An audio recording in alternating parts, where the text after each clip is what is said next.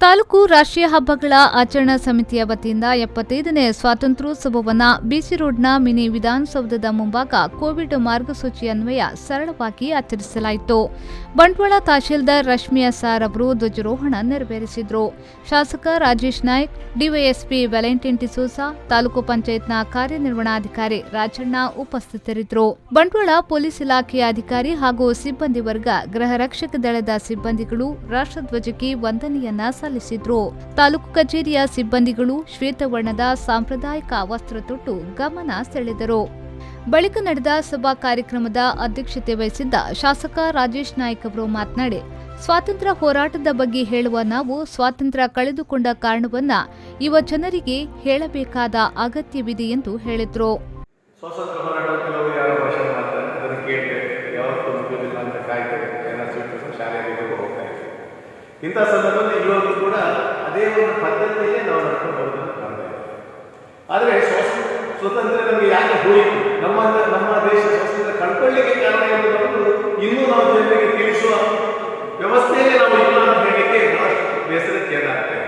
ನಾವು ಯಾತಕ್ಕೋಸ್ಕರ ಸ್ವಾತಂತ್ರ್ಯ ಕಳ್ಕೊಂಡು ಸಂಪದ್ಭರಿತವಾದ ದೇಶವಾಗಿದ್ದು ಭಾರತ, ಜಗತ್ತಿಗೆ ವಿದ್ಯೆ ಕೊಡುವಂತ ನಮ್ಮನ್ನ ರಕ್ಷಿಸುವಂತ ವಿದ್ಯಾ ಒಂದು ಇದನ್ನೇ ಹೊಂದಿರುವಂತ ನಮ್ಮ ದೇಶ ಆಗಿತ್ತು, ಜಗತ್ತಿಗೆ ವಿದ್ಯೆ ಕೊಡುವಂತ ದೇಶ ಆಗಿತ್ತು. ಯಾವುದೇ ಆಗಿನ GDP ನೋಡುವಾಗ ನಾವು ಜಗತ್ತಿನ ಅತ್ಯಂತ ಉಚ್ಚ ಮಟ್ಟದ 33% GDPಯಲ್ಲಿ ನಮ್ಮ ದೇಶ ಇತ್ತು ಅಂತ ಹೇಳಲಿಕ್ಕೆ ಹೇಳ್ತಾ ಇದೆ, ನಮ್ಮ ಆರ್ಥಿಕ ಸಮೀಕ್ಷೆಗಳು ಹೇಳ್ತಾ ಇದೆ. ಅಂತ ದೇಶ ನಮ್ಮ ಸ್ವಾತಂತ್ರ್ಯವನ್ನು ಕಳ್ಕೊಳ್ಳಲಿಕ್ಕೆ ಕಾರಣಗಳೇನೆಂಬುದನ್ನ ಇವತ್ತಿಗೂ ನಮ್ಮ ಯೋಜನೆಗೆ ನಾವು ತಿಳಿಸುವುದರಲ್ಲಿ ವಿಫಲರಾಗಿದ್ದೇವೆ ಅಂತ ನಾನು ನನ್ನ ಮನಸ್ಸಿನಲ್ಲಿ ಯಾವಾಗಲೂ ಅಷ್ಟೇ ಕಾಡ್ತಾ ಇದೆ. ಅದರಿಂದ ಒಂದನ್ನು ಖಂಡಿತವಾಗಿ ಬಹಳಷ್ಟು ಜನರ ತ್ಯಾಗದಿಂದ ನಮಗೆ ಸ್ವಾತಂತ್ರ್ಯವನ್ನು ಬಂದಿದೆ, ಅದನ್ನು ಉಳಿಸಿಕೊಂಡು. ಎಸ್ಎಸ್ಎಲ್ಸಿ ಪರೀಕ್ಷೆಯಲ್ಲಿ ಪೂರ್ಣ ಅಂಕಗಳನ್ನು ಪಡೆದ ಪ್ರತೀಕ್ ಮಲ್ಯರನ್ನ ಅಭಿನಂದಿಸಿದ ಅವರು, ಈ ಬಾರಿ ಬಂಟ್ವಾಳ ತಾಲೂಕು ಜಿಲ್ಲೆಯಲ್ಲಿ 3ನೇ ಸ್ಥಾನ ಪಡೆದಿರುವುದು ಹೆಮ್ಮೆಯ ವಿಚಾರ ಎಂದರು. ಇದೇ ಮೊದಲ ಬಾರಿ 24 ಸರ್ಕಾರಿ ಶಾಲೆಗಳಲ್ಲಿ LKG, UKG ತರಗತಿ ಆರಂಭಿಸಲು ಸರ್ಕಾರ ಅನುಮತಿಯನ್ನ ನೀಡಿದ್ದು, ಎಲ್ಲ SDMCಗಳು ಕ್ರಿಯಾಶೀಲತೆಯಿಂದ ಅನುಷ್ಠಾನಗೊಳಿಸುವಂತೆ ಅವರು ಸಲಹೆಯನ್ನ ನೀಡಿದ್ರು. ಧ್ವಜಾರೋಹಣ ನೆರವೇರಿಸಿದ ತಹಶೀಲ್ದಾರ್ ರಶ್ಮಿ ಸಾರ್ ಅವರು ಸಂದೇಶವನ್ನ ನೀಡಿ, ಸರ್ಕಾರದ ಮಾರ್ಗಸೂಚಿಯನ್ನ ಪಾಲಿಸುವ ಮೂಲಕ ಕೊರೋನಾ ವಿರುದ್ಧವೂ ಏಕತೆಯ ಹೋರಾಟ ನಡೆಸೋಣ ಎಂದರು. ನಮ್ಮ ನಡುವಿನ ಭಿನ್ನ ಭಿನ್ನವಾದ ಮನೋಭಾವದಿಂದ ನಾವು ಪರಕೀಯರ ಆಡಳಿತಕ್ಕೆ ತುತ್ತಾಗಿದ್ದೆವು. ಅದಕ್ಕಾಗಿ ಹೋರಾಟ ನಡೆಸಿದ ಎಲ್ಲರನ್ನ ಸ್ಮರಿಸುವ ಮೂಲಕ ಸ್ವಾತಂತ್ರ್ಯವನ್ನ ಉಳಿಸೋಣ ಎಂದರು. 75ನೇ ಸ್ವಾತಂತ್ರ್ಯ ದಿನಾಚರಣೆ ನಾವೆಲ್ಲ ಆಚರಿಸುತ್ತಿದ್ದೇವೆ.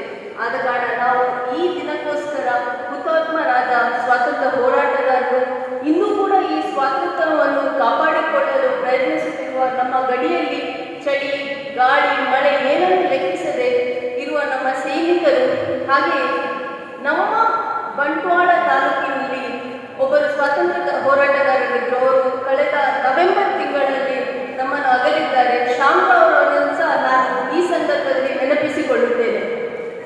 ಇತಿಹಾಸದ ಪುಟಗಳನ್ನು ತೆರೆದು ಓದಿದ್ರೆ, ಪ್ರತಿ ಸಲ ನಾವು ಹಿಸ್ಟ್ರಿಯನ್ನು ಓದಿದ್ರೆ ಎಲ್ಲ ಕಡೆ ಒಂದು ಮಾತು ಬರ್ತದೆ, ಹಿಸ್ಟ್ರಿ ರಿಪೀಟ್ಸ್, ಇತಿಹಾಸ ಪುನಃ ಮರುಕಳಿಸ್ತದಂತ.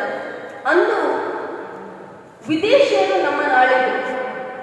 ಇಂದು ವಿದೇಶದಲ್ಲಿ ಸೃಷ್ಟಿಯಾದ ಒಂದು ವೈರಸ್ ಇಡೀ ಜಗತ್ತನ್ನು, ನಮ್ಮ ದೇಶವನ್ನು ಸಹ ತತ್ತರಿಸುತ್ತದೆ.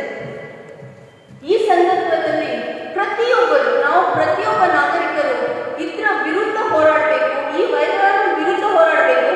ಅದು ಹೇಗೆ ಹೋರಾಡಬೇಕಂದ್ರೆ ನಮ್ಮ ಸರ್ಕಾರ ಸೂಚಿಸುವ ಮಾರ್ಗಸೂಚಿಗಳನ್ನು ಕಟ್ಟುನಿಟ್ಟಾಗಿ ಪಾಲಿಸಬೇಕು.